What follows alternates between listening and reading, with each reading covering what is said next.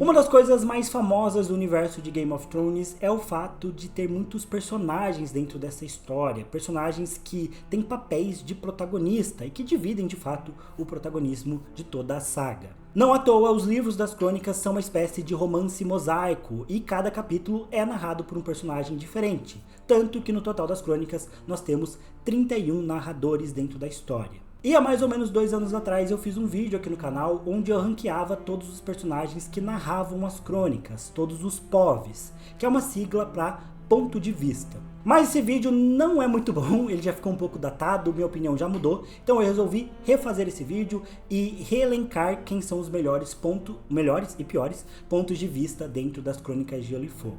Então, se você gosta desse tipo de vídeo, já se prepara aí, pega a pipoquinha, se inscreve no canal, deixa o like e vem comigo pra gente refazer esse ranking.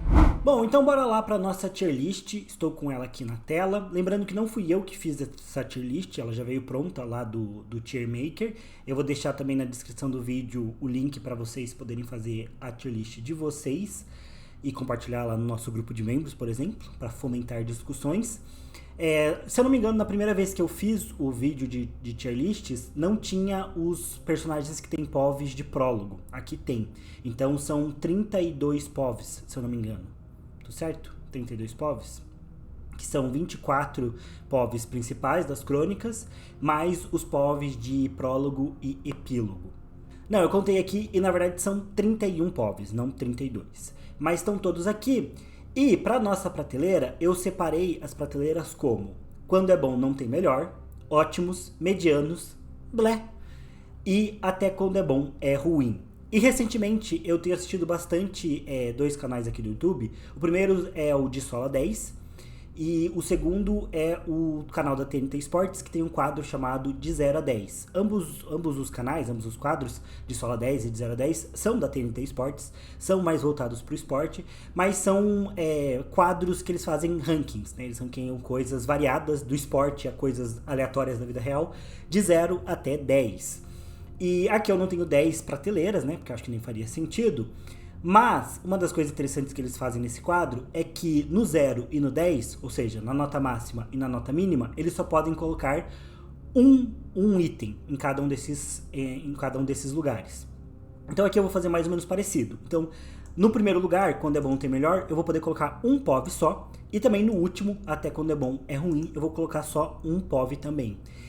E nos outros também vou colocar limitações. Considerando que a gente tem 31 POVs, vai ter 9 lugares no ótimo, 10 lugares no mediano, 10 lugares no blé. E assim a gente fecha 31 se minha matemática não estiver totalmente errada. Isso vai dificultar um pouco as coisas, lembrando que esse quadro é basicamente a minha opinião, e a minha opinião do momento. Se você olhar para aquele vídeo que eu fiz há 2 anos atrás, fazendo esse mesmo quadro, você vai ver que eu vou provavelmente mudar muita coisa da minha opinião. Então, é um quadro leve, só pra gente brincar aqui no canal com os povos das crônicas. Não precisa ficar bravo caso você discorde. E bom, vamos começar. Aqui a gente já tem o Will, que é o protagonista, né, e o narrador do prólogo do primeiro livro. E claro que os narradores dos prólogos e epílogos, eles vão estar sempre numa posição estranha, porque eles têm muito menos capítulos do que os outros. Isso pode ser tanto bom quanto ruim. No caso do Will, por exemplo, eu acho que é uma coisa boa, porque ele só tem um capítulo que ele narra, mas é um capítulo maravilhoso. Na minha opinião, um dos melhores capítulos das crônicas, que é o prólogo do primeiro livro. Eu acho realmente muito bom, muito marcante. Se você pega para ler as crônicas de Gelo e Fogo e você não conhece muito da obra, você não sabe muito sobre os livros, talvez já tenha visto a série, mas não sabe como os livros vão ser, o prólogo do primeiro livro, ele já te convence a ler, porque ele é muito bem escrito, muito bem feito, muito interessante, tem esse elemento de horror dentro da saga, é muito legal. Tanto que eu tô pensando em colocar ele em 9, porque eu acho realmente muito bom, é um capítulo muito marcante. Mas é aquilo, né? Não necessariamente eu tô ranqueando aqui os capítulos, e sim o ponto de vista do personagem, né? O que significa o ponto de vista como um todo. Então, julgar um personagem como ótimo, que só tem um ponto de vista, pode ser meio injusto. Porque os outros personagens têm mais tempo de aparecer e mais tempo de errar. Mais tempo de terem capítulos ruins. Mas vamos ver como vai ser durante o vídeo, qualquer coisa eu vou mudando. Aqui chega Bran Stark, que com certeza é um dos povos que eu menos gosto. E um grande concorrente pra ser o Até Quando é Bom é Ruim. Porque eu acho que é um pouco assim que eu vejo os capítulos do Bran. O que eu acho que salva um pouco o Bran, e talvez coloque ele pra cima, é o fato de que no quinto livro eu acho a história do Bran mais interessante. E no primeiro livro não é de todo ruim também. Meu problema com o Bran é mais no segundo e no terceiro livro, que eu acho que o POV dele é muito arrastado.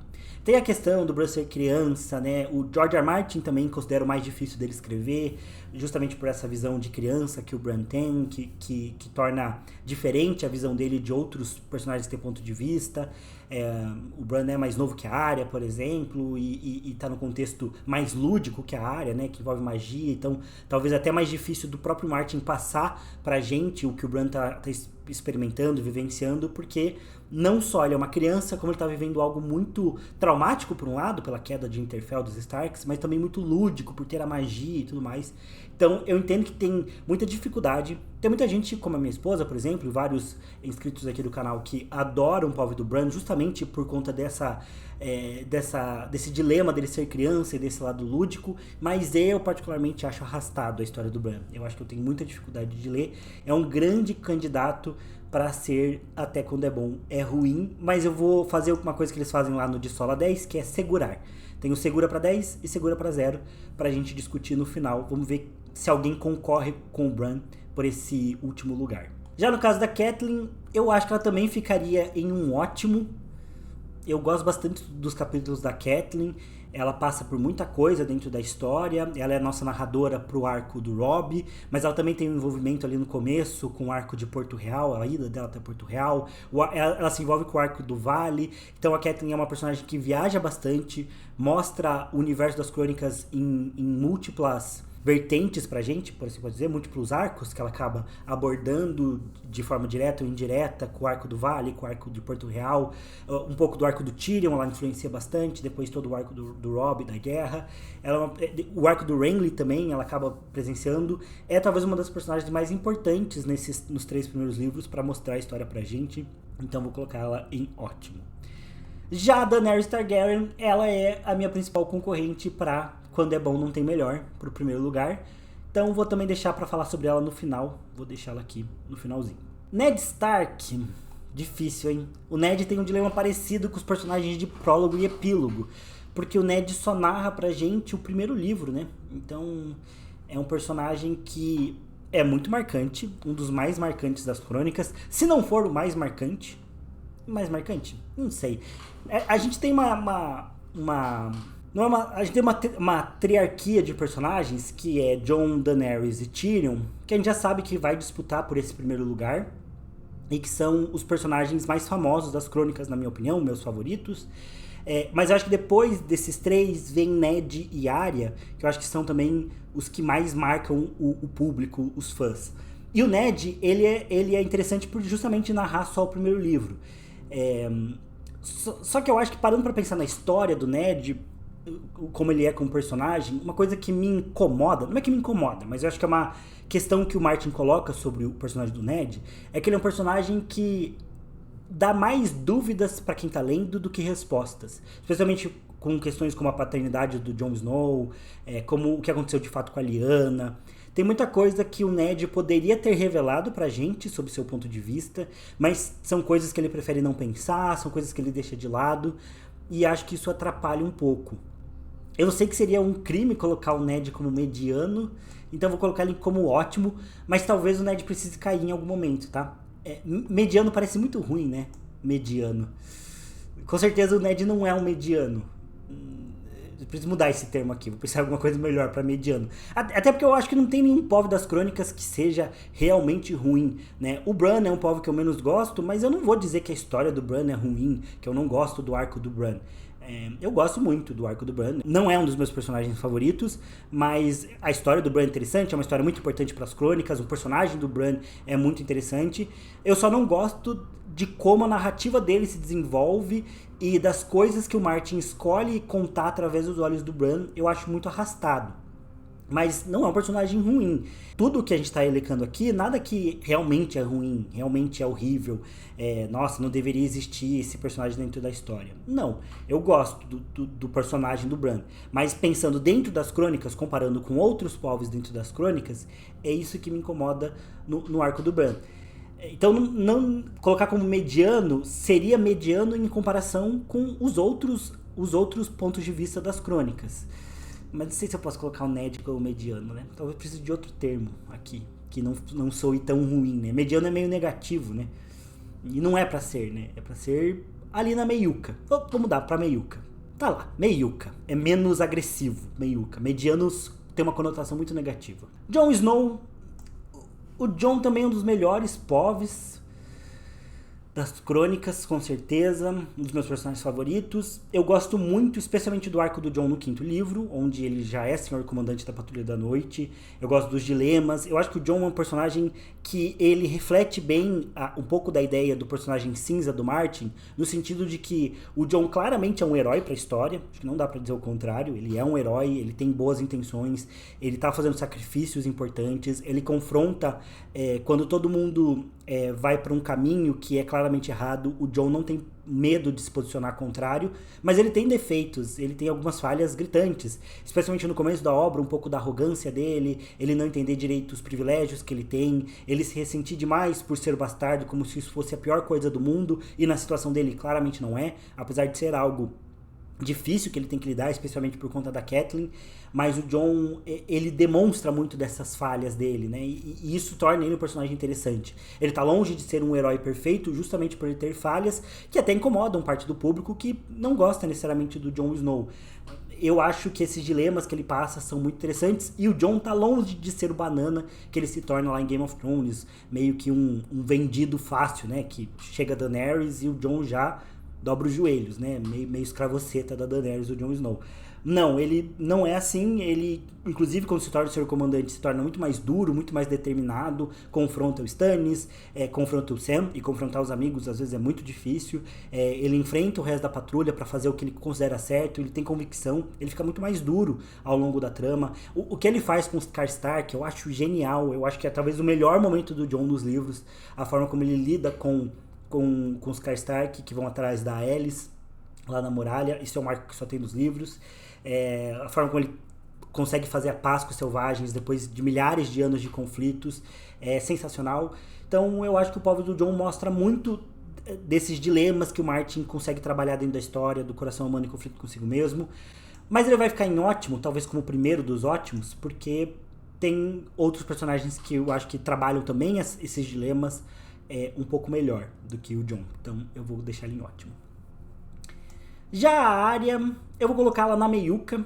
Eu acho que a Arya tem um lado muito importante dentro da história para mostrar pra gente como é a guerra para as pessoas comuns e como a guerra realmente afeta o reino.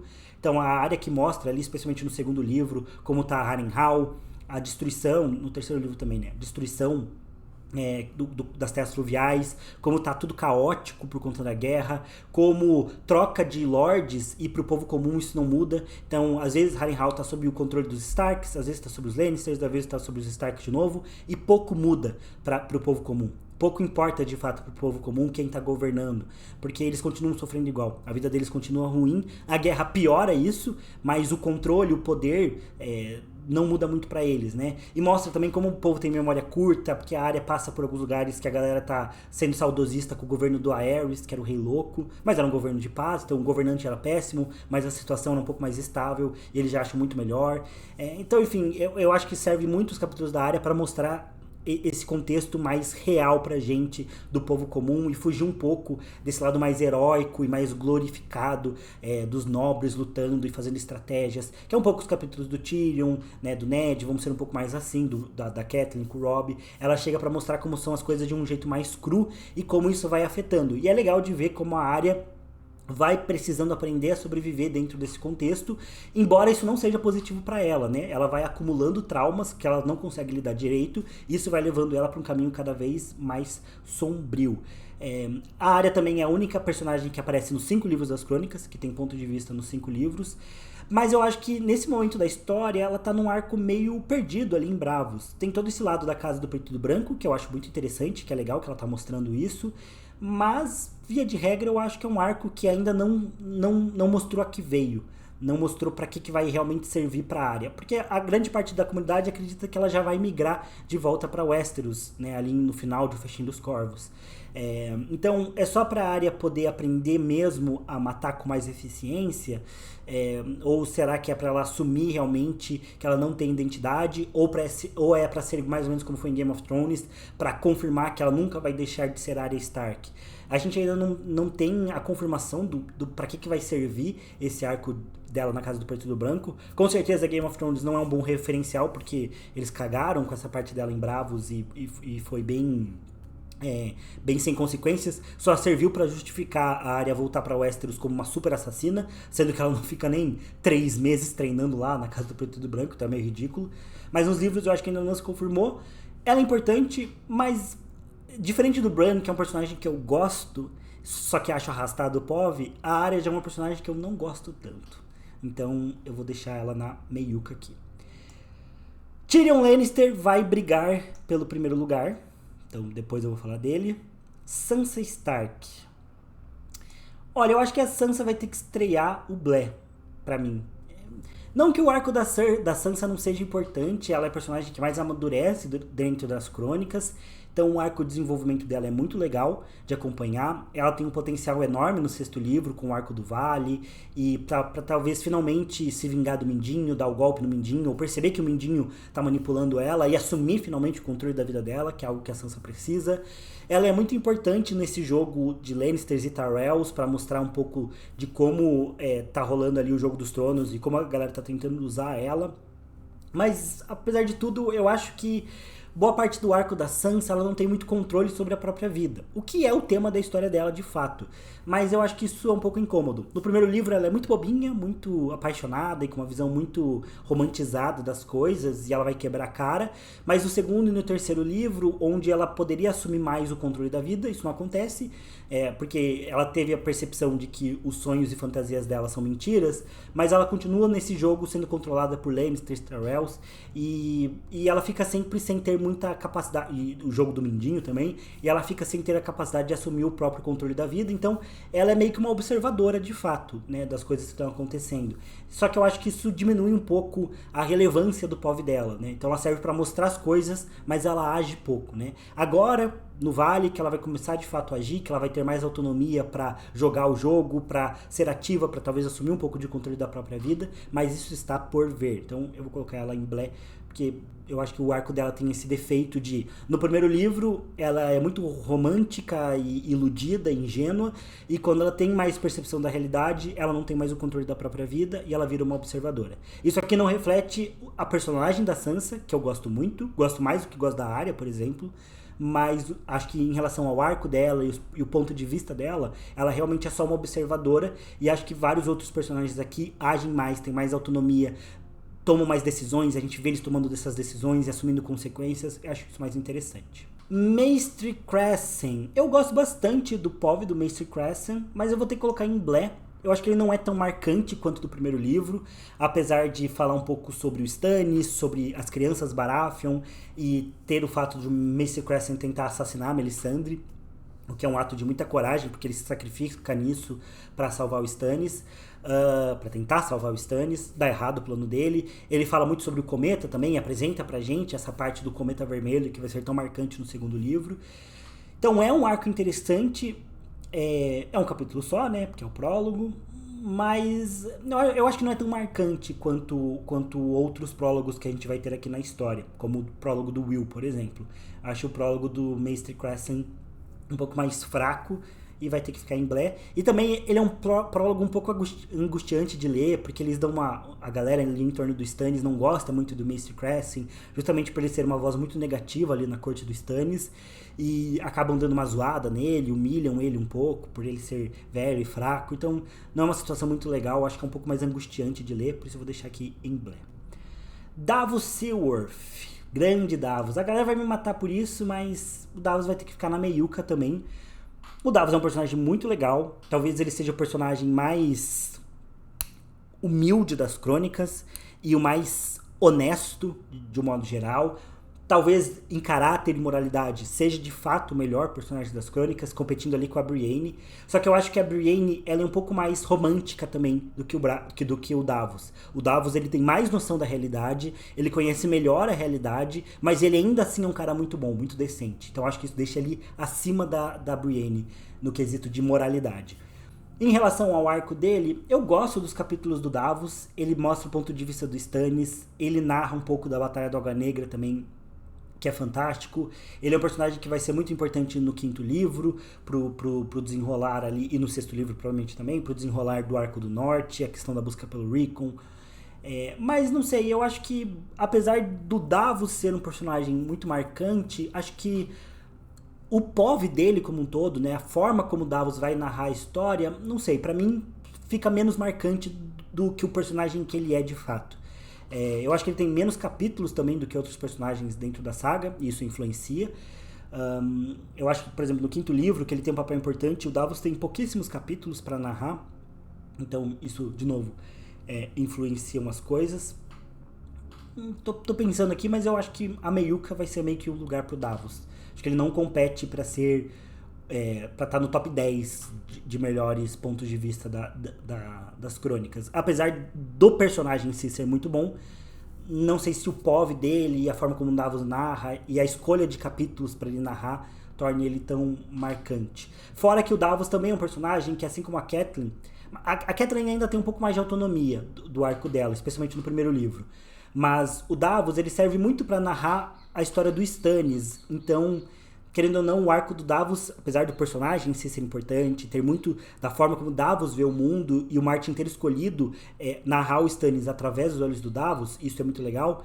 Apesar disso, eu acho que tem esse lado de que o Davos também, assim como a Sansa não tem tanta autonomia, parte da história dele é falar sobre o Stannis. E eu gosto muito do Stannis, mas eu acho que isso diminui um pouco também a importância, o peso do POV do Davos.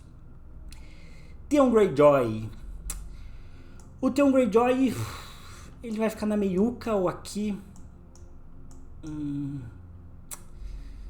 Eu acho que eu vou deixar ele em Blé por enquanto, porque também o POV do Theon no 2º livro é chato de ler, porque ele só vai fazendo merda, né? E ele é muito arrogante, muito babaca, e não é muito legal ter contato com a verdadeira essência do Theon Greyjoy. Mas eu gosto muito do POV dele no 5º livro. Então, quando ele já tá, depois de ter sido torturado, quando ele já é o fedor, e ele começa a repensar as escolhas que ele fez na vida, e encarar os fantasmas que ele tá enfrentando ali no Winterfell, eu acho que o POV dele ganha mais peso. O Theon teve o seu momento de redenção ali, ao salvar a Jeyne Poole. Ele pode ser um arco também, um narrador importante pro desfecho ali do Stannis e do arco de Winterfell, da Batalha de Winterfell, a Batalha do Gelo também. Não sabemos se ele vai ficar vivo, mas o Theon Greyjoy é um personagem que eu acho que vai ficar em Blé, porque por mais que eu goste bastante dos dilemas que são apresentados e do fato do Theon ser um narrador do 5º livro, da parte de Winterfell, porque o Winterfell tá preso na nevasca, os Bolton, os Frey estão juntos lá, presos com outros nortenhos que não gostam muito deles, começa a rolar os assassinatos, o Homem Encapuzado aparece, tá o Mance Rider lá com suas esposas, né, fingindo ser um bardo. Tudo isso tem um clima de mistério muito legal, e o Theon é um narrador perfeito para esse momento, porque ele é um cara meio quebrado, que tá vivendo como um fantasma em Winterfell, andando pelos corredores sozinho, sem ter muito rumo, sempre esperando pelo pior. Então, amargurado e quebrado. Então, o Theon é um narrador perfeito para esse momento, mas eu acho que o POV dele no 2º livro pesa um pouco contra ele, por isso ele vai ficar como Blé. Chat. Putz, o Chat vai concorrer com o Bran pelo até quando é bom é ruim, porque eu nem sei se tem coisa boa. O Chat é o narrador do prólogo do 3º livro. Pouco depois da Batalha dos Primeiros Homens rolar, né? A Batalha dos Primeiros Homens. A Batalha do Punho dos Primeiros Homens, né? O Chat é o narrador que vai falar sobre as trombetas que tocam quando eles estão perto da fortaleza de Craster, se eu não me engano, né? Ele quer matar o Sam porque ele tinha um plano de fugir. do Mormon ali, ou é na Fortaleza de Craster mesmo? Deixa eu dar uma conferida, peraí. Tá certo, eu sempre me confundo onde que aconteceu o prólogo do Chet, mas na verdade foi no Punho dos Primeiros Homens mesmo, né? Eu achava que rolava a Batalha do Punho dos Primeiros Homens, aí eles voltavam pra Fortaleza do Craster, acampavam ali perto, e quando o Chet estava planejando matar a galera, eles eram atacados de novo. Mas não é o caso, né? Eles estão no Punho dos Primeiros Homens, né? O Jon Snow já foi fazer lá a patrulha dele com o Corey meio à mão. E quando o Mormon tá planejando atacar o exército do Mance Rider, começa a nevar, os outros chegam e atrapalham os planos do Chet, que era de fugir com outros caras lá e de matar o Sam. Porque ele odeia o Sam, porque o Sam roubou o lugar dele de cuidar do Mestre Aemon. O Sam e o Jon. Então ele quer muito matar o Sam, mas o plano dele é interrompido pela chegada dos outros, e aí rola a Batalha do Punho dos Primeiros Homens. Na minha cabeça, a Batalha do Punho dos Primeiros Homens aconteceria no final do segundo livro, mas na verdade ela é o prólogo do terceiro, né? Então esse é o capítulo do Chet, que é um capítulo bem fraquinho, né? Então vai concorrer com o Bran ali pelo último lugar. Jaime Lannister, pra mim vai pro ótimo. Eu gosto muito do POV do Jaime, acho ele muito bom.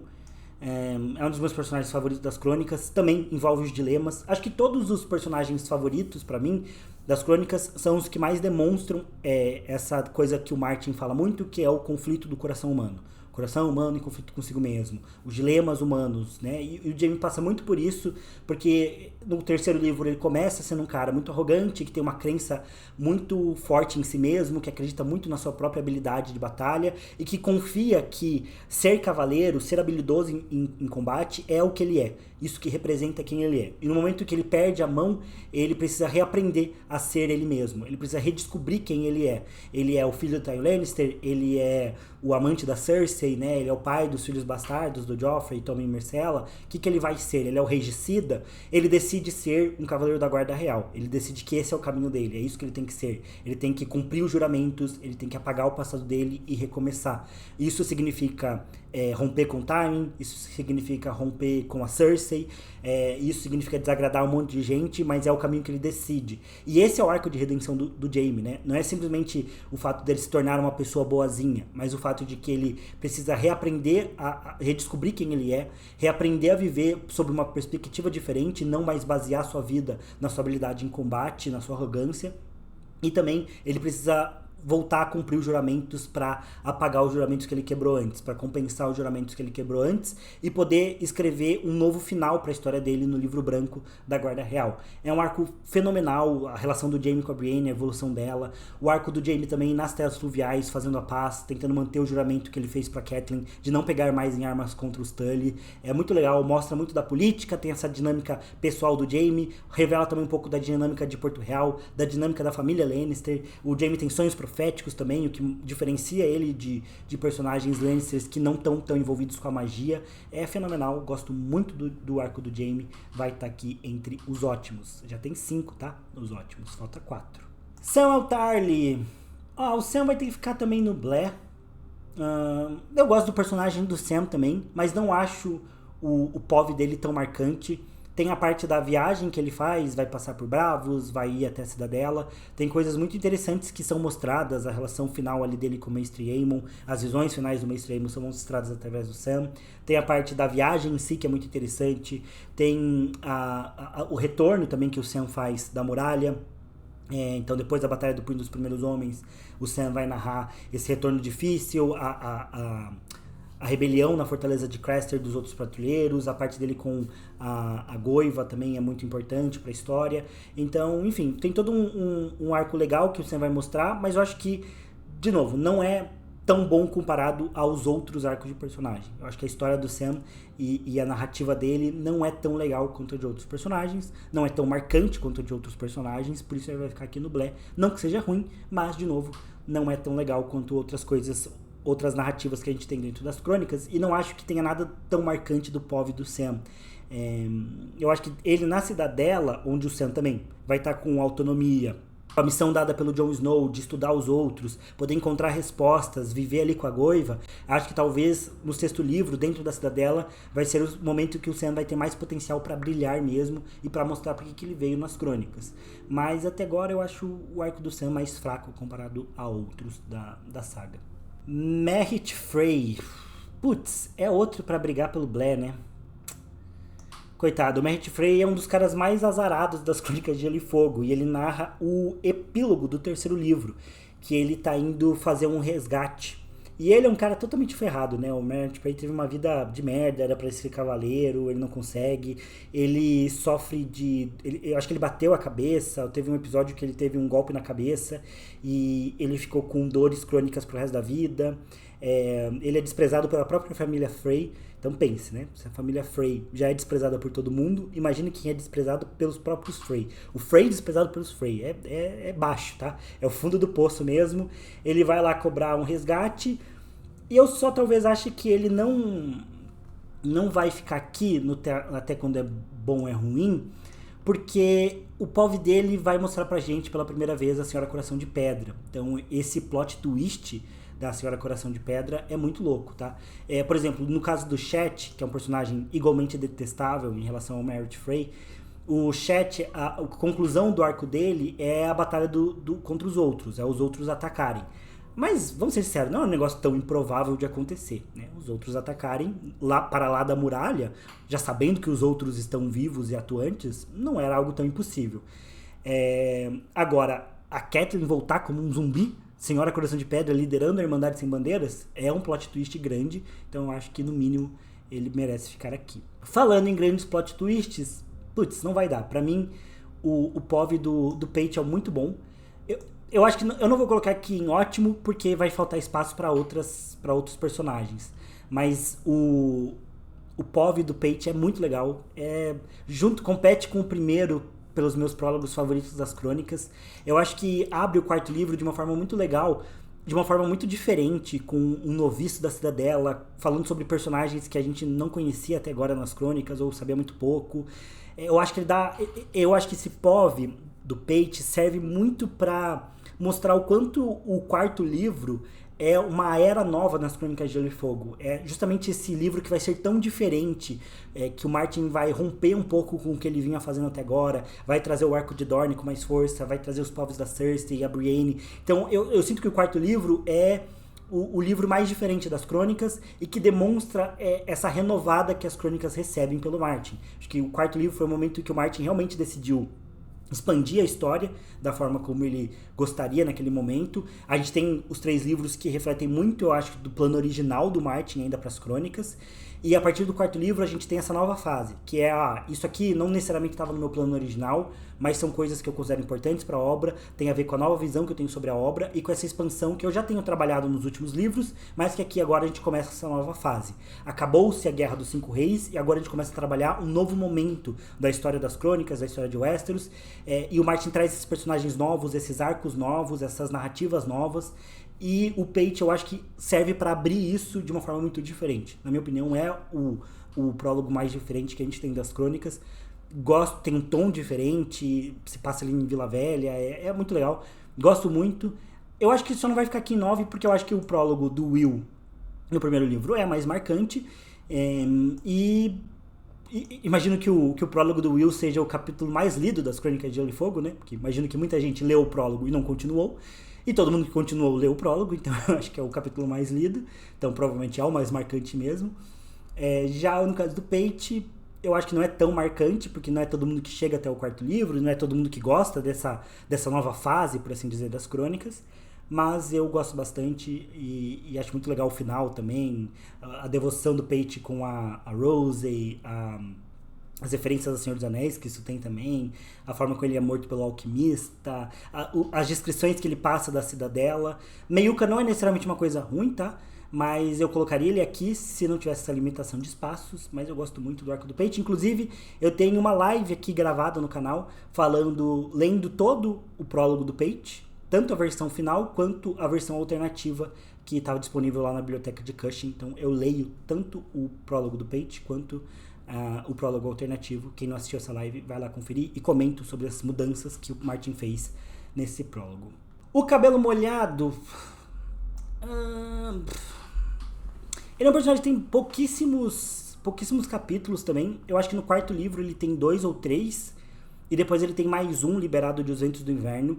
O capítulo The Forsaken, o Abandonado, que é o capítulo liberado do Era um Cabelo Molhado lá de Os Ventos do Inverno, é talvez o melhor capítulo das crônicas. o mais sombrio, com certeza. E eu também tenho um vídeo aqui no canal pra falar só sobre esse capítulo. É muito bom. Por conta desse capítulo, eu tenderia a colocar o Aeron Cabelo Molhado pelo menos na meiuca. E é ele que narra também a Assembleia dos Homens Livres, lá nas Ilhas de Ferro. Eu acho que é ele que narra também, né? Se for ele... Nesse caso eu vou deixar... Só o The Forsaken já garante ele aqui na meiuca, eu acho, tá? É que é um capítulo não publicado ainda, porque seria dos Anjos do Inverno, mas é muito bom. Foi lido pelo próprio Martin num evento, lido integralmente pelo Martin no evento. Inclusive eu acho que tem esse vídeo no YouTube também, do Martin lendo, em inglês, obviamente. Mas eu acho que é ele que narra também a Assembleia dos Homens Livres, e esse capítulo é muito bom, então eu acho que dá pra colocar ele aqui na meiuca, porque ele aparece pouco nas crônicas, mas os capítulos que ele apareceu são muito marcantes, muito icônicos, então eu acho que o povo dele é legal. Acho que ele também traz uma renovada pro... Putz, será que renovada é a palavra certa? Ele é um personagem das Ilhas de Ferro que eu não considero detestável. Acho que isso é bom, né? Ele e a Asha são os dois que eu não considero detestáveis. Eu gosto... Tô pensando o que eu vou fazer em relação a Asha. Se ela vai ficar na meiuca também. Que eu gosto bastante dos capítulos da Asha. São dois personagens das Ilhas de Ferro. Acho que se a gente olha para as Ilhas de Ferro, os personagens que narram, né, Victarion, Tion, Cabelo Molhado e a Asha, cada um traz uma coisa meio diferente, um aspecto diferente das ilhas, da população das ilhas. O Aeron Cabelo Molhado traz esse lado religioso, que é muito marcante, né? Eles são muito fiéis ao Deus Afogado, então ele serve para trazer essa visão de um fiel, e eu gosto muito. A Asha já traz essa visão de uma mulher que teria um posto de liderança, mas por ser mulher, na cultura talvez mais misógina de Westeros, não vai ter um papel garantido, mesmo sendo filha do Balon, mesmo o Balon querendo colocar ela como sucessora. Então ela tem um papel interessante também, mas acho que eu prefiro até os capítulos do Cabelo Molhado. Então vou ter que passar a Asha aqui pra baixo. Areo Rotar. Aqui vai pegar no meu ponto fraco. Dorne é o meu ponto fraco, tá? Tô pensando. Meu Deus do céu. Vai ter espaço pra todo mundo? Areo Rotar é... eu gosto muito dos capítulos de Dorne. Vai ser difícil, tá? Areo, eu vou colocar aqui já Areo e a Arianne, que eu gosto muito do arco de Dorne. Gosto muito do capítulo deles. E acho muito difícil colocar mais pra baixo. Eu acho que isso vai em desencontro com o que a maior parte do fandom considera, porque eu acho que a maior parte do fandom não gosta tanto do arco de Dorne quanto eu. Mas o Areo Rotar, eu gosto muito que ele traz uma narrativa também de um cara que é observador, então talvez por isso eu tenha que baixar o POV dele, porque assim como o Davos e a Sansa, que eu comentei, ele é um cara que não tem tanto autonomia da sua narrativa, no sentido de que ele tá ali para observar. Então, assim como o Davos tá ali para contar a história do Stannis, o Areo Rotar também tá ali para contar a história dos Martell, mas ele é só esse observador, mais ativo do que a Sansa, porque ele tá ali por vontade própria e tudo mais. Ele também tem esse fato dele ser um personagem estrangeiro e a narrativa dele é legal, mas Dorne é bem um mosaico, né? Então o Areo Rotar conta a perspectiva do Doran, daí tem a Arianne, que tem alguns capítulos, o Quentyn, o Aerys Lockhart. Dorne é bem dividido, né? O Martin não quis focar em nenhum personagem só para contar, mas o Areo Rotar, acho que eu vou deixar ele na meiuca, porque por mais que eu goste muito dos capítulos do Doran Martell, por mais que eu goste muito dos capítulos de Dorne, né, do arco do Doran Martell, dos capítulos de Dorne, o Areo, ele é meio que esse observador, e assim como o Davos, ele tá ali pra narrar outro personagem. Já a Arianne eu vou colocar ela em ótimo, porque eu acho ela ótima, e eu adoro a Arianne como personagem, e acho que ela é muito diferente da Cersei. A galera faz alguns comentários dizendo que a Arianne é uma Cersei mais nova, mas ela não é, e eu vou fazer um vídeo sobre a Arianne num futuro próximo para falar só sobre isso e porque que eu acho a Arianne muito importante nas crônicas e uma personagem muito boa. Mas acho que...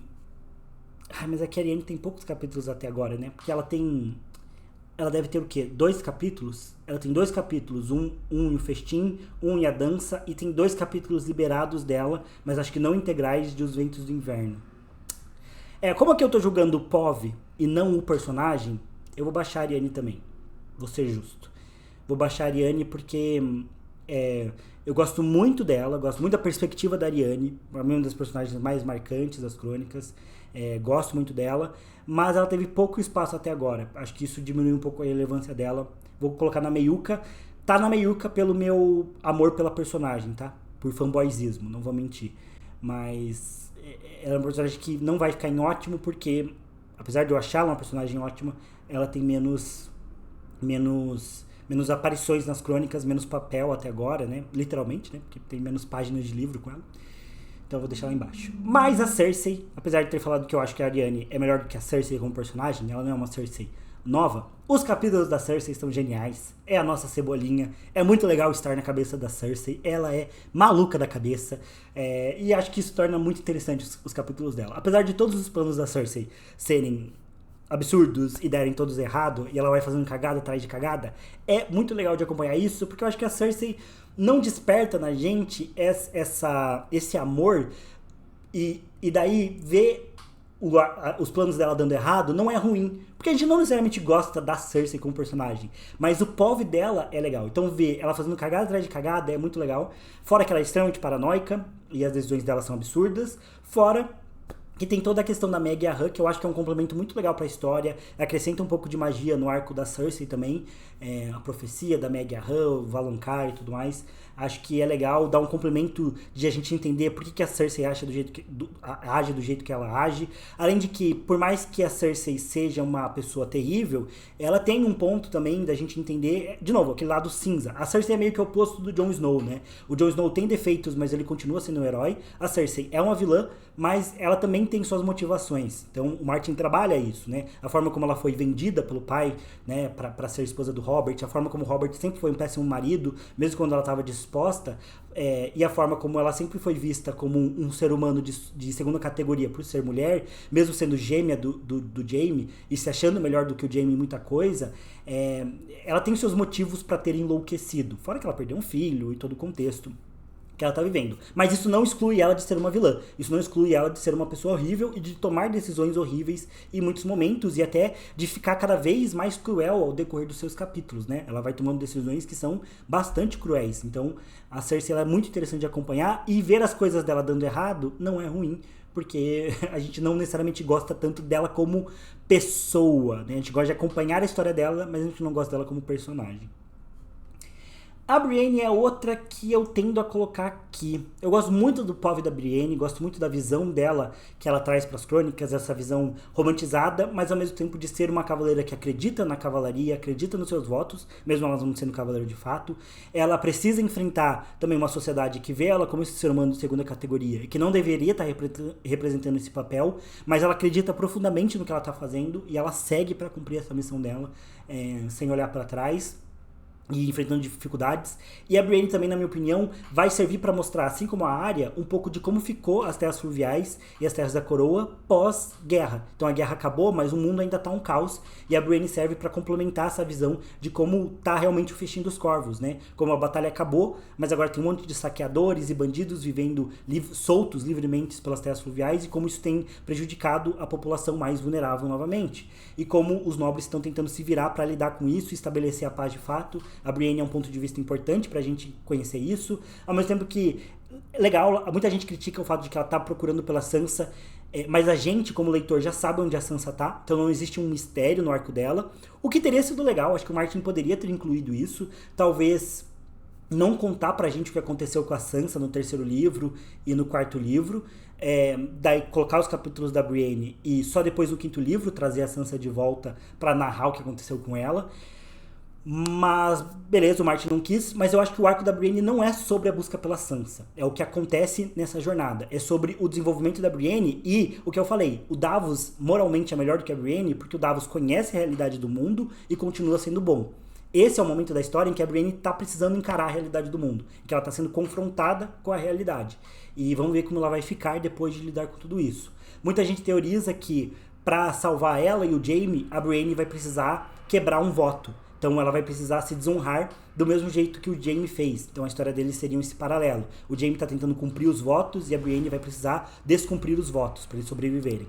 Não sei se de fato é isso que vai acontecer na história, Mas fato é que eu gosto muito da visão da Brienne e, na minha opinião, ela tem a melhor cena de luta das crônicas, que é ela lutando contra o Jorge e o Dentadas. Gosto muito. É uma luta difícil, dura, no meio da chuva, mas que ela tá ali lutando para defender os órfãos das terras fluviais, então ela é muito heróica mesmo.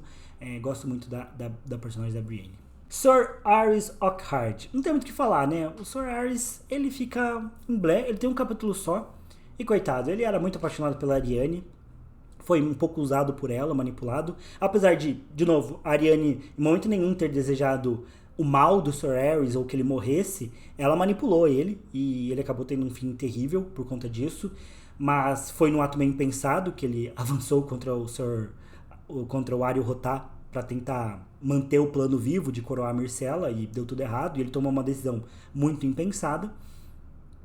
Mas é um cavaleiro que quebrou seus votos, mas ele traz uma visão interessante. Eu gosto muito de como o Martin joga o POV do Sir Aerys ali no quarto livro, para narrar esse momento da coroação da Myrcella, da tentativa de coroação da Myrcella, mesmo que isso dê tudo errado. Mas eu acho legal que o Martin poderia ter narrado pelos olhos da Arianne, por exemplo, né, que vai voltar a ter capítulos no livro, para conversar com o Doran depois sobre o ocorrido, mas ele escolhe o Sir Aerys para mostrar um pouco desse lado do cavaleiro, do cara que vai ser sacrificado pelo Martin, mas de como ele lida, né? E a gente não tem tantos guardas reais, tem do POV, né? A gente tem o Jaime, tem o Sir Barristan e tem o Aerys Oakheart, né? Então acho legal de acrescentar esse POV nas crônicas para trazer uma visão diferente mesmo para um personagem que vai morrer. Isso também marca como o quarto e o quinto livro são diferentes pro Martin, né? Antes, nos 3 primeiros livros, via de regra, a gente só tinha POVs de personagens com narrativas mais longas. E a partir do quarto livro, o Martin aumenta a quantidade de narradores, mas cada um deles com menos capítulos, né? E às vezes a gente tem personagens como o Sir Aerys, que tem um capítulo só, que vão trazer uma visão própria para as crônicas, uma visão diferente,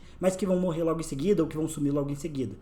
Acho que o POV dele tem valor, mas é um capítulo só, e comparado aos outros personagens, ele fica muito abaixo. Victarion Greyjoy. Putz. Victarion é uma personagem que os fãs gostam muito. Mas sinceramente eu não gosto muito do Victarion. E acho que o fato do Victarion ter esse passado turbulento com a ex-esposa dele, que ele cometeu esse crime terrível de ter matado a esposa, provavelmente mesmo sabendo que no fundo foi o Euron que abusou dela, então é uma coisa já meio imperdoável. Meio não, né? É uma coisa imperdoável. Aqui a gente não sabe exatamente o contexto, mas enfim, de qualquer jeito é imperdoável. E o Victarion, ele quer enfrentar o Euron. Eu acho isso meio patético, nessa forma como ele quer enfrentar o Euron, quer sair por cima do Euron, mas não consegue fazer isso diretamente. Acho que isso coloca ele num personagem meio patético. Ele é tão forte, né, com seu machado, tão poderoso, mas para fazer algumas coisas, como enfrentar a família, ele é muito fraco. E ele tá indo pra Meereen supostamente pra casar, pra oferecer uma proposta de casamento da Daenerys pro Euron, mas acha que ele vai conquistar a Daenerys. Isso me lembra um vídeo que eu vi essa semana de uma senhorinha, coitada, no Rio Grande do Sul, em Erechim, que jurava que tava indo casar com o Brad Pitt. Jurava que o Brad Pitt ia casar com ela, que ela foi pro aeroporto pra buscar o Brad Pitt no seu Celtinha. E ela descobriu lá no aeroporto que era mentira, né? Que o Brad Pitt não estava apaixonado por ela. É o Victarion indo atrás da Daenerys com a certeza de que ela vai casar com ele, né? Coitado. Mas ele tem o berrante do dragão, que pode ser um divisor de águas na história. Tem a teoria também de que o Victarion tá morto e foi ressuscitado pelo Mocorro, que é uma teoria bem legal. Talvez aborde ela no canal no futuro. Tem as teorias de que ele pode ser o Valonqar. É um personagem que tem muito potencial pro futuro, pra bagunçar a história, pra roubar um dos dragões da Daenerys, pra ser um peso a mais pro Euron, pra confrontar o Euron, pra ser o Valonqar. Enfim, tem muita coisa que pode acontecer e o Victarion pode ser um instrumento importante do Martin pra movimentar a história como um todo. Mas é um personagem que eu não gosto muito dele, então não gosto muito da visão que ele traz pras crônicas. Acho esse personagem meio patético, a forma como ele fica vivendo esses demônios, sabendo que a culpa de tudo é o Euron, sem enfrentar o Euron. Então isso me irrita um pouco, ao mesmo tempo ele é um pau mandado do Euron, então não é um personagem que eu gosto muito. Vou deixar ele aqui em Blé. Varamir Seis Peles. Putz, admito também que o Varamir é um personagem que eu gosto, tá? Eu gosto bastante do arco do Varamir. Vou deixar ele aqui em meiuca, porque eu acho que o Varamir traz esse foreshadowing do que pode acontecer com o Jon Snow. Ao mesmo tempo também é um personagem que traz uma visão diferente, porque a gente tem pouquíssimos narradores do Povo Livre, então dos selvagens narrando a história. Ele é o único, né, inclusive. Tô olhando aqui. Só tem ele. Ele é o único membro do Povo Livre que narra a história pra gente. Então ele traz uma visão muito diferente da vida dele, né, como membro do Povo Livre, como um ARG, e as questões de como funcionam o treinamento para um ARG, e as regras para um ARG para lá da muralha. Ao mesmo tempo que essa parte final dele tomar um corpo humano, das segundas vidas, né, de tomar os bichos de wargs que já morreram e estavam vivendo nesses bichos. Tudo isso também reflete para um foreshadowing tanto do arco do Bran, que também está entrando em corpos humanos, o que é proibido, uma abominação, quanto do arco do Jon, que pode ter uma segunda vida no fantasma. Então, o arco do Varamir, num único prólogo, o Varamir conta muito pra gente coisas muito importantes, deixa muito foreshadowings, fala um pouco sobre como é o Povo Livre, então traz essa visão diferente das crônicas pra gente. Pô, tô inclinado a colocar ele até em ótimo, tá? Eu gosto bastante dos prólogos das crônicas, inclusive. Tô inclinado a colocar ele em ótimo, mas talvez vai faltar. Ou não. Talvez nem falte, né? Tem quanto? 1, 2, 3, 4, 5, 6, 7, 8. Acho que não vai faltar. Ah, não, vai faltar sim. Putz. Vamos ver. Eu vou deixar ele aqui, porque eu gosto bastante do prólogo do Varamir, mas acho que talvez ele vá cair. Acho que vai faltar um lugar aqui nos ótimos. Quentyn Martell. Eu tô sempre aqui no canal defendendo o arco do Quentyn Martell, mas eu acho que em vista dos outros arcos aqui da história, ele, né, o POV dele talvez não seja tão marcante quanto o de outros personagens. Tanto que tem uma boa parte da comunidade que questiona ele. Quando eu digo que o Quentyn Martell é tão importante quanto o Ned Stark, eu tô falando sobre os planos do Martin para a história. A forma como o Martin está tentando contar essa história, onde cada personagem é importante, onde as coisas não se resumem ao Trono de Ferro ou à Longa Noite, onde a jornada desses personagens importa muito, onde esses personagens são totalmente relevantes para a trama, né? E o Martin quer passar mensagens, ideias e construir a história com cada um desses povos, com cada um desses personagens que ele está usando para narrar. Então, nesse sentido, a escolha do Martin para narrar a história pelo Quentyn Martell é tão importante quanto a do Ned Stark. Muita gente fala, mas o Quentyn só serviu pra mostrar os dragões sendo libertos. Não foi pra isso. Ele mostra um pouco de como funciona a mentalidade de um cara que é dornês, da ideia de honra dele com Dorne, das responsabilidades dele com Dorne, do papel dele como Martell, de como isso fala sobre como essa família é construída, de como eles pensam. Então isso serve pra mostrar, igualmente como o Martin já mostrou, como os Lannisters ou os Starks ou os Baratheon pensa, aqui tá a visão sobre Dorne, e o Quentyn Martell fala muito sobre isso, sobre o papel de você representar as ambições e a salvação possível, né? E a honra de um país inteiro é algo que o Quentyn acaba carregando nas costas. Essa ideia dele ser um rapaz que tem uma missão romântica, a ideia do sapo que pode ser beijado para virar príncipe, e de um cavaleiro que tá também numa busca para encontrar a donzela e salvar ela e se casar, e aí eles serem felizes para sempre, e como o Martin desconstrói isso para dar errado. O Quentyn mostra também como tá as cidades que a Daenerys passou pela Baía dos Escravos e a guerra que os Incaítas estão fazendo para retomar essas cidades, o horror que virou Astapor, a guerra em Yunkai. O Quentyn serve para narrar tudo isso, serve para mostrar também os planos do Príncipe Esfarrapado, que é um mercenário importante, que pode ter um papel ainda mais importante no 6º livro. O Quentyn também está envolvido com esse arco, e eventualmente ele liberta os dragões e acaba gerando um tumulto mais em Meereen, mas o Quentyn também serve para mostrar pra gente a decisão da Daenerys de ficar na cidade, né? O Quentyn é, inclusive, o grande foco do nó de Meereen, que o Martin tanto fala, o dilema de o Quentyn vai chegar antes ou depois do casamento da Daenerys e como isso vai afetar o arco de Meereen como um todo. O Quentyn é central para essa narrativa. O Quentyn é quase que um dos pilares do porquê que o Martin demorou tanto para lançar o 5º livro. Isso mostra a importância dele. Se ele fosse um personagem irrelevante, o Martin não teria todo esse trabalho. Então o Quentyn serve para mostrar também a decisão da Daenerys de ficar e como isso impacta o arco da Daenerys e quem ela é. Então são vários pontos que o Quentyn é muito importante. Só que eu também acho que ele é um personagem um pouco deprimente, assim, né? Porque a gente vai vendo que a narrativa dele não vai dar certo, e ele é um personagem meio triste. Acho que desde o começo o Quentyn tem uma história triste, né? O fato dele ser considerado feio, apesar dele ter a lealdade de amigos ali que estão sempre pra lutar com ele, mas ele perde parte desses amigos no caminho. Eu acho que o Quentyn representa aquela história que eu acho que muitos de nós temos medo de vivermos essa história, a ideia de que a gente quer lutar, quer viver e quer buscar grandes coisas pra nossa vida, e todos nós temos medo de morrer na praia, de quase chegar lá, mas morrer, ou de falhar na nossa grande missão, na missão da nossa vida, a gente ir lá e falhar. Eu sinto muito esse medo, né? Então olhar pra história do Quentin me faz perguntar isso. Será que a gente tá fazendo uma grande jornada pra nunca dar certo? Será que eu vou morrer na praia? Será que eu vou morrer tentando? Foi o que aconteceu com o Quentin. A história dele é uma tragédia. Isso também torna a história dele muito legal. Mas acho que perto de outros arcos de personagens que a gente tem aqui, talvez o Quentin fique abaixo. Ou não, né? Eu falei tão bem da história do Quentin que eu tô me convencendo de que talvez ele mereça mais, tá? Eu acho que sim. Acho que eu vou colocar o Quentin pra cima, tá? Eu mesmo me convenci do Quentin. E como eu falei, eu tenho fraco pelos Martel, né? Então isso também implica um pouco em algumas coisas. John Connington, um personagem que eu não gosto tanto, né? O apaixonado pelo Rhaegar, então já temos uma divergência filosófica, eu e John Connington. Mas ele é um personagem de menor aparição também, né? Foi olhar o John Connington que me fez pensar talvez que o Quentin merecia mais. Porque o John Connington é um personagem que tem poucos capítulos, serve pra narrar a história do jovem Griff, que é um arco muito importante, muito interessante pras crônicas. De novo, o arco do jovem Griff tão importante quanto o do Ned Stark, né? Porque apareceu depois, que é menos importante. E que tem muito peso pra história e vai mudar tudo a partir do sexto livro. Mas o John Connington em si como narrador também tem poucos capítulos, não tão importante, não tão expressivo. Eu tenho bastante dificuldade de lembrar o que acontece no POV do John Connington. Não acho ele tão marcante, tão relevante.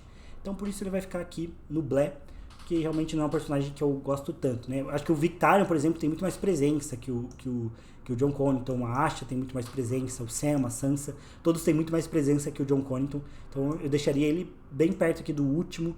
Deixa eu trocar aqui. Essa seria minha lista.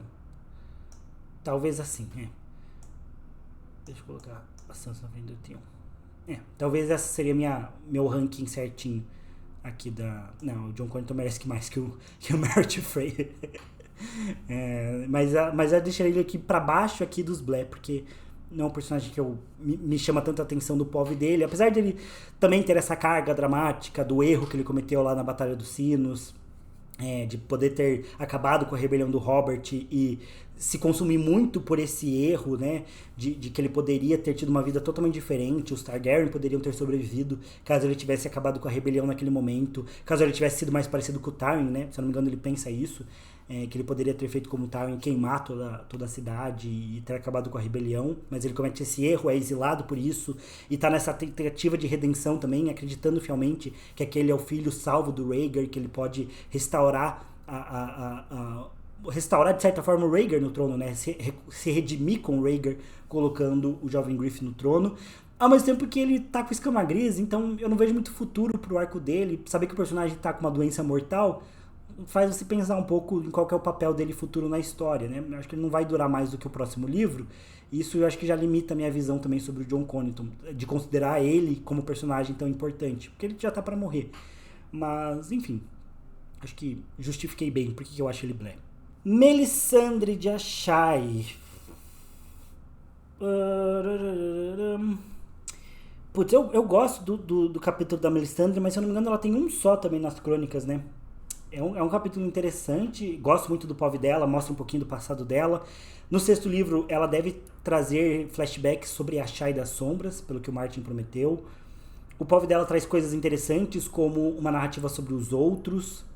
Ela vê o Bran, né, e vê o Corvo de Sangue, os 1000 olhos ao redor deles, mas coloca eles como agente do grande outro. Então tem parte dessa visão dela de pedir para ver o Azor Ahai e ver neve. Tem todo um lado importante mais místico, né, do arco da Melisandre, das visões que ela tem, de como o Martin passa isso, e do passado dela, que eu acho muito interessante. Mas eu acho que eu vou ter que deixar ela no Blé também, né? Porque olhando como tá as outras categorias, vai faltar vagas pros outros espaços. Mas eu gosto bastante do arco da Melisandre, tá? É um capítulo só, assim como alguns POVs e epílogos, mas eu gosto bastante da visão que ela traz pras crônicas. Literalmente, né? Das visões que ela tem e da narrativa que ela acrescenta. É uma personagem que eu acho que merece mais capítulos. Merece bem mais capítulos. O Sir Barristan Selmy, ele também não tem tantos capítulos, mas eu gosto bastante do arco dele. É um personagem muito interessante, nosso Sr. Vovô. Eu gosto do Sir Barristan porque ele me lembra um pouco também o arco do Ned Stark. Esse cara que que não entende tanto de política, é mais um soldado, um homem de ação, mas que está envolvido num conflito político, e é um cara que tem um forte senso de justiça, de moral, e que está precisando liderar ali a defesa de Meereen numa situação muito adversa, que a Daenerys foi embora, ele precisa dar um golpe, retomar o poder, mas eu gosto muito de como o Sr. Barristan age, até ali com os amigos do Quentyn Martell, o Barristan que narra a morte do Quentyn, né, que ele fica ferido por vários dias, depois morre, o Barristan conspirando para tirar o Rhaegar do trono, tomando o poder em Meereen, e também tem os capítulos liberados dos Ventos do Inverno, onde ele comanda as forças da Daenerys e os Imaculados para lutar contra os Yuncaítas, e é uma cena muito legal, que ele termina falando das rebeliões Blackfyre, falando da Bigorne, do Martelo, e de como eles conseguiram vencer. É muito épico, e gosto muito do Sr. Vovô, também acho que é um personagem que merece mais capítulos, então é um cara que eu gosto muito. Beleza. E aí o Sr. Kevan Lannister, que acho que vai ficar no Blé, se eu não tiver atingido o limite. 1, 2, 3, 4, 5, 6, 7, 8, 9, 10, 11. 11. Então eu vou passar a Sansa aqui. O Sr. Kevan Lannister, ele é o nosso último capítulo até agora oficial das crônicas. É narrado o epílogo do quinto livro. É um bom epílogo. Mostra ali o Varys dando o golpe, né, matando o Sr. Kevan, o inverno chegando finalmente com o Corvo Branco que aparece lá em Porto Real, mostra como tá a Cersei pós-caminhada da expiação, o Sr. Kevan começa a arrumar de novo ali as coisas em Porto Real, dá uma esperança de que os Lannisters vão sair bem, que o governo do Tommen tem alguma chance, aí chega o Varys para matar ele, revelando que tem outros planos, né, do jovem Griff e tudo mais. Mas é um prólogo só, é marcante até por ser o último até agora das crônicas, o último capítulo que a gente tem das crônicas, mas não compete com outros personagens aqui da lista também, né? É legal, de novo, é um POV legal, mas acho que não é tão marcante, nem compete com outros aqui da lista. Colocaria ele mais ou menos aqui, porque eu não acho que é tão impactante assim. Tá, faltam 4 aqui, e que eu preciso decidir, né? Preciso decidir quem é o número 1 e quem é o número 0, né? Quem é o Quando é Bom Não Tem Melhor e quem é o que vai ficar no Até Quando é Bom é Ruim. Eu admito que eu dei esse título, Até Quando é Bom é Ruim, pensando no capítulo do Bran. Eu já estava esperando pro Bran ficar nessa posição, justamente pensando que até quando os capítulos do Bran são bons, eles são ruins. Mas acho que não seria justo por 2 motivos. Acho que o Chat talvez é com certeza o pior narrador das crônicas. Ele é muito fraco, o prólogo dele não é nada marcante, ele não é tão interessante quanto os outros personagens aqui. Ele tem um capítulo só e faz mal esse capítulo. Tem gente aqui como o Pate, o Will, que tem um capítulo só, mas são capítulos muito marcantes, muito bons. Já o Chat tem um capítulo só e eu acho muito ruim o capítulo dele. É um personagem detestável também. Então, pra mim, ele vai ficar na posição 0, que eu vou colocar como 0, bem ruim. Ou bem ruim, será? Bem ruim. Melhor. Ou pior. Ou melhor. Chat. Pronto. É a prateleirinha dele. Ele é o pior narrador das crônicas, na minha opinião. Nada marcante. Chato. Por conta disso, o Bran vai ficar aqui no Blé. O Bran também se salva porque o quinto livro, o Bran tem bons capítulos. Toda a teoria da Jojen Page lá, a visão final que o Bran tem lá no represeiro, toda essa parte é legal, então acho que salva o arco do Bran. Agora, Daenerys e Tyrion, putz, é uma batalha muito difícil, tá? Eu acho que são os 2 personagens que têm os melhores capítulos das crônicas, talvez os 2 melhores personagens das crônicas como um todo. Os 2 brilham muito, a Daenerys vai muito bem, na minha opinião, no primeiro livro. Mas ali ela também divide a atenção. Todos os personagens do primeiro livro são muito bons, tirando a Sansa e o Bran. Mas o quinto livro, que é o meu favorito, é a Daenerys, com o arco de Meereen, que é o meu favorito das crônicas. Também tem a parte da Daenerys na Baía dos Escravos. Eu gosto que os capítulos da Daenerys eles vão muito fácil. O Martin é talvez a personagem que o Martin dá mais tempo entre um capítulo e outro, e por conta disso, muita coisa acontece de um capítulo para outro. Todos os capítulos da Daenerys são muito decisivos, especialmente ali no terceiro livro. Não gosto tanto da Daenerys lá no segundo livro, em Qarth, acho que é o ponto fraco da jornada dela. Ao mesmo tempo termina com a visão na Casa dos Imortais, que eu acho um dos melhores momentos das crônicas também, talvez o meu momento mágico favorito.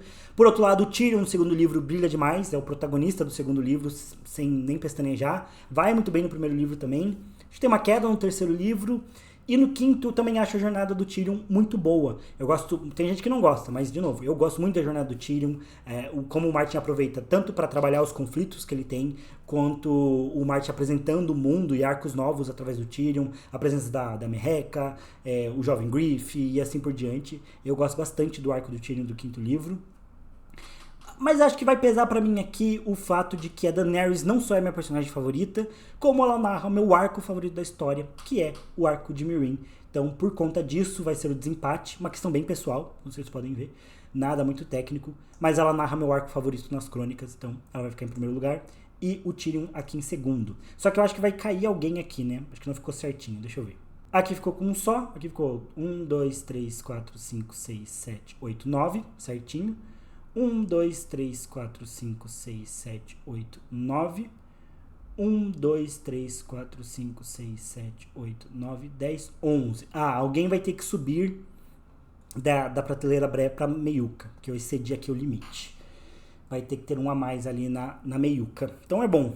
Um personagem que eu vou poder elevar. Quem? Teoricamente teria que ser o Theon Greyjoy, né? Mas não sei, o Theon Greyjoy tá bom aqui na Black pra mim. Já subi a Sansa, que eu acho justo. Subi a Sansa.